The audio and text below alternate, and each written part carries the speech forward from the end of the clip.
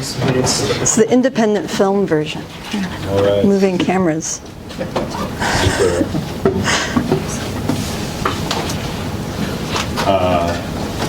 How would you say in Latin, we've had a lot of curveballs this year thrown at us? Discos. Anikot airumnas. Airumnas. Habuimus. How do you say in Latin, virtue wilts without problems? It sounds very Roman, I don't know. That's not very Roman. Virtus, Marceo marcere. Marquet. sine adversario. Itaver.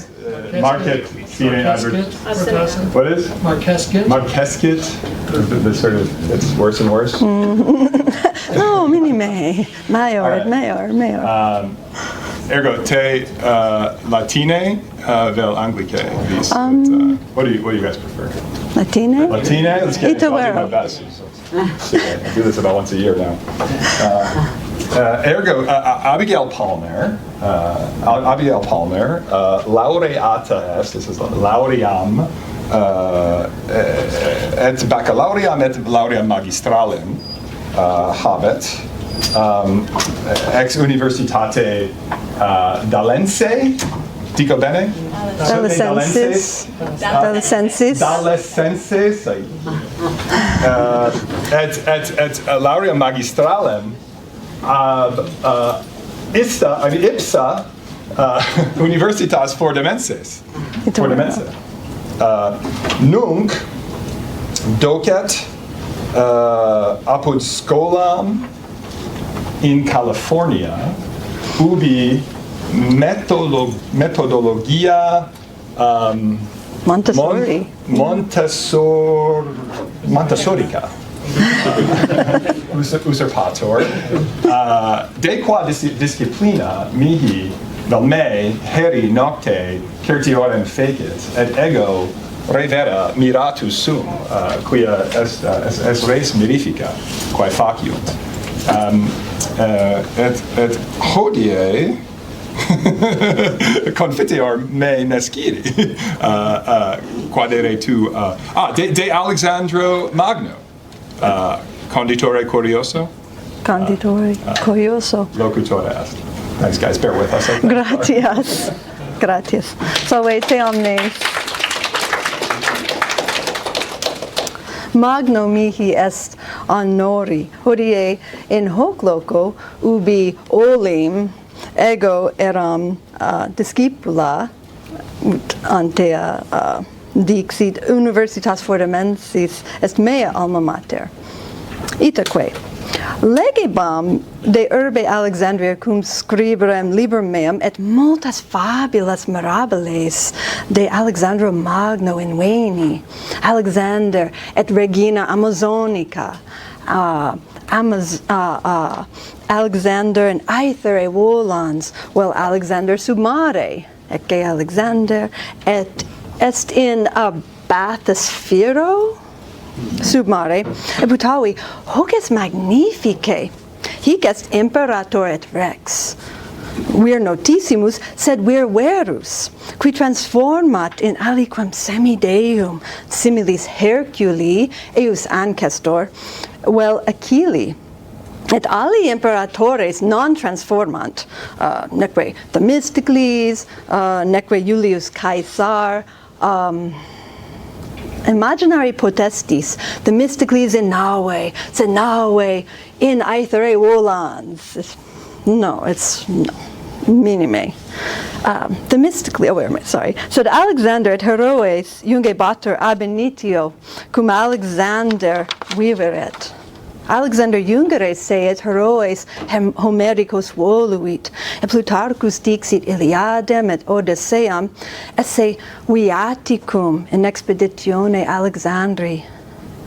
Enim vero Homerus ipse aderat cum Alexandria ab Alexandro condebatur.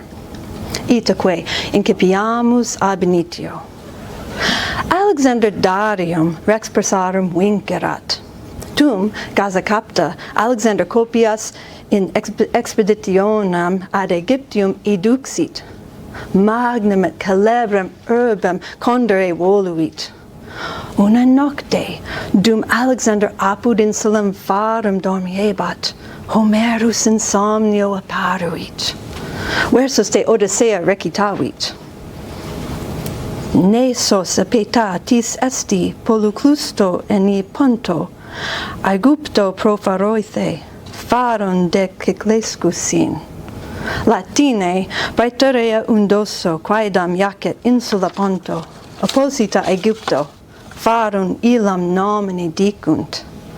Itaque Alexander statim excitavit, equum bucephalum conscendit, et ad locum ivit. Insulam vidit, et Lacinia longa cum lito. Tum Alexander dixit, Homerum inter alia esse architectum optimum. Inter alia. Litus sabulum fuscum habuit, Alexander architectum et opifices arcesivit, atque muros et vias urbis novae delineavit. Farinum intersperserunt, ut farina candida in sabulo visa esse posset. Sed aves de lacu et de flumine Nilo volaverunt, et farinam rapuerunt. Alexander solicitus erat, quid erat hoc omen? Sacerdotes tamen dixerunt urbam nutricem hominum de omnibus terris futura messe. Urbs Alexandria dixerunt, dixit, futura esse. Quomodo dicere, verbum Plutarchi est polu archestatein, Latine benignissima, largissima. Alexander imperavit procuratores ut iusa sua efficerent. Denique Alexander in orientem avectus est, et tum mortus est. Alexander vivens ad Alexandriam non rediit, sed mumia sua ad Ptolomeo primo ad Aegyptum feribatur. Qualis conditor est Alexander?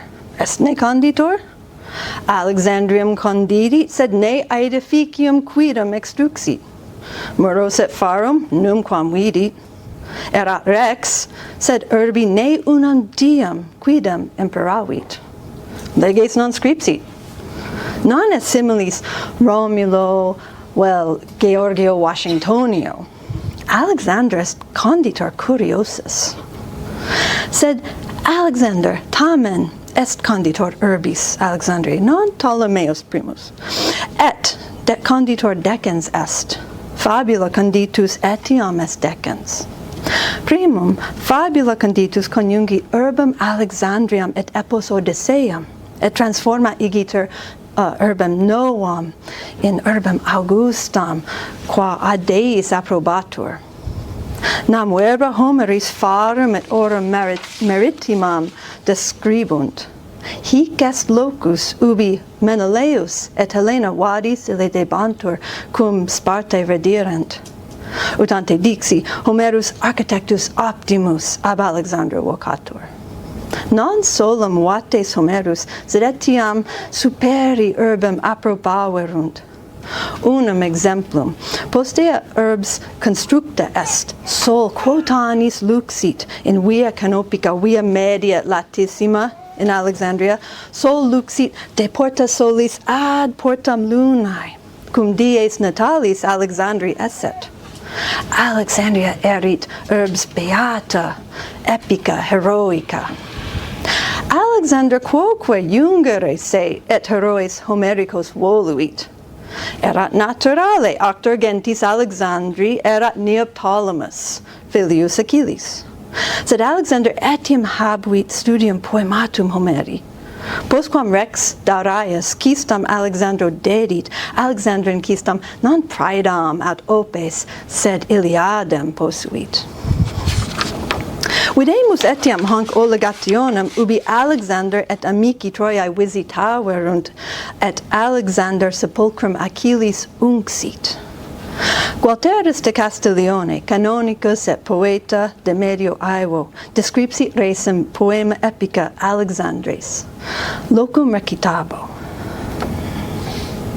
Nunc reputanda quidem parvi sed quanta fuerunt, conjicitur, testatur enim vetus illa ruina, quam fuit immensa Troiae mensura ruentis. Tot bellatorum macido dum busta pererat argolicos inter cineres manesque sepultos. Quos tamen accusant titulis epigrammata certis, ecce, minora loco quam fama vidit Achilles, forte, sepulchra sui tali distincta sigillo. Hectoris Iacides domitor clam incautus, in ermis accubui, paridus trajectus arundine plantas. Hec brevitas regem ducis et spectacula tanti compulit, et sterilem mulso saciavit arenam, et suffire locum sumpta properavit acera. O fortuna veri super excalentior, inquit, cuius meonum redolent preconia vatem, qui licet examinem distraxerit Hectora, rober et patrem patriae, summum tamum illud honoris arbitror, augmentum quad tantum tantus habere, post obitum meruit preconum laudis Homerum. O utinam nostros resoluto corpore tantis laudibus atollat non invidia fama triumphos.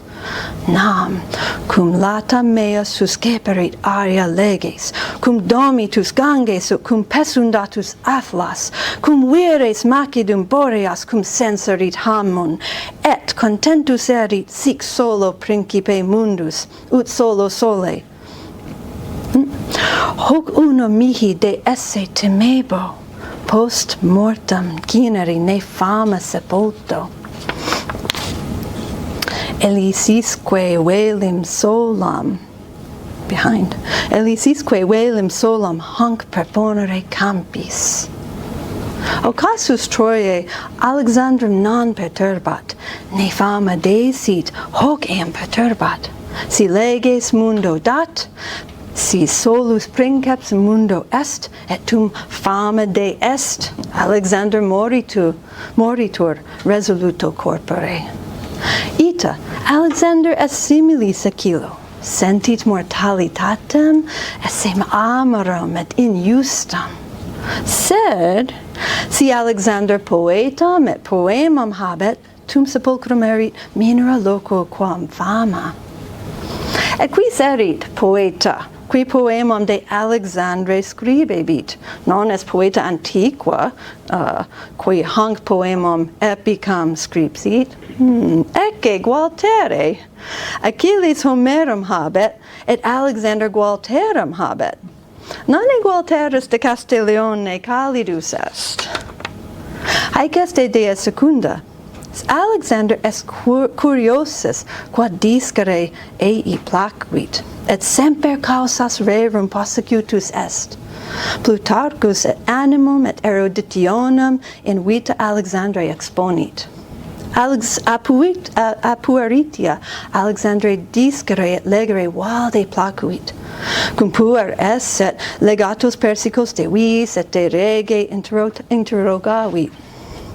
Cum juvenis esset Aristoteles recensionem Iliadis, quam Alexander sub cervicale posuit, recognovit. Nempe Aristoteles erat magister Alexandri, et Alexander Aristotelem magis quam patrem suum amavit. Abigail, bene udire non possumus, dasne magna humboc. Ita. Grazie. Denique, urbs Alexandria, ab initio ingenio curiositatis ducebatur, quad de conditore acceperat. Homines de omnibus terris venerunt ad Alexandrium sicut avis ad farinam in lito. Ali negotiandi causa venerunt, ali venerunt ad museon, aut bibliothecam, ut discerent et docerent, ut legerent et scriberent. Alexandria erat mens orbis terrarum. Sine gratia autem viventis conditoris, cultura Alexandriae ultra cultura Macedoniae extendit. Philippus, pater Alexandri, ipse olim dixit Macedoniam est futurum esse parvissimum Alexandro. Ab urbe condita Alexandria urba mundi fit, non colonia. Olim Alexander rogavit alium ex Brahmanis in India, invencentior historia est Pakistania, ut vita aut mors fortior esset. Tum rogavit alium ut homo deum evaderet. Ille responset, homo facere id non potest. Alexander solus princeps in mundo esse voluit, sicut sol in caelo, sed non erat Deus.